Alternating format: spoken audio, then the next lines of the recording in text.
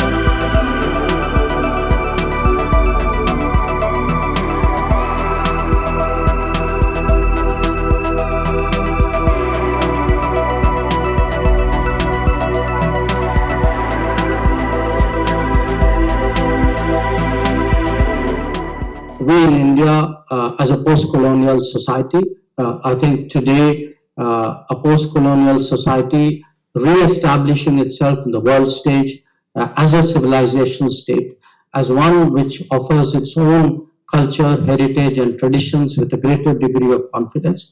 I think we are dealing, in a sense, we are engaged in a battle of soft power. We are, as I said earlier, doing a rebalancing, but we are also in many ways countering a lot of the legacy that we have inherited. Because the legacy is often raises question marks which continue.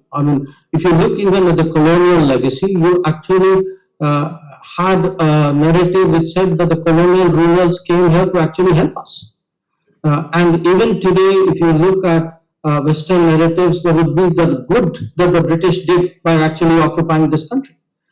So how do you actually today level the playing field, put in place these correctives? I think this is a big challenge before us in diplomacy. It is also a challenge for us at home, because a lot of the solutions lie in getting the right narrative at home.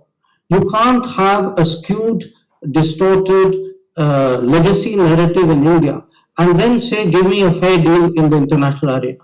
So there has to be a connection between how we project ourselves abroad and what we are at home. And I think now a lot of progress is underway in that regard. In many ways, we are today, for example, creating a much more balanced and a much more rounded and a much fairer historical narrative, even of our recent past. We are bringing in cultures and traditions and practices which previously a very narrowly defined mainstream may not have given it the right amount of play. I think there is a realization today that our culture, traditions, and heritage, there is an interplay between how they are projected in the world and how they are practiced at home.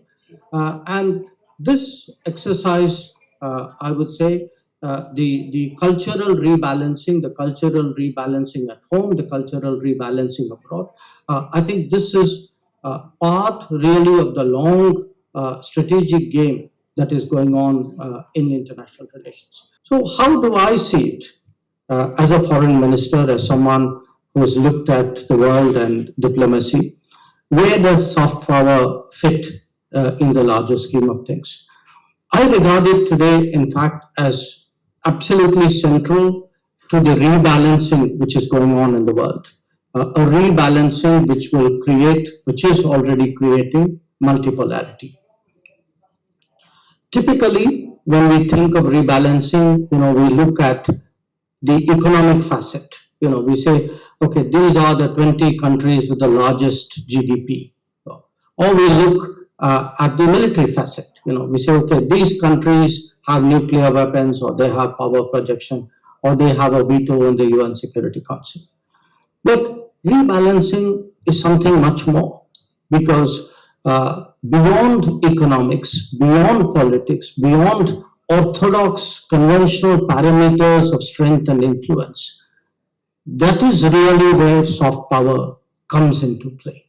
And we have seen in history that there can be very powerful countries, but who have actually failed in the soft power front, and therefore met political reverses. It is not something which is that far back in history.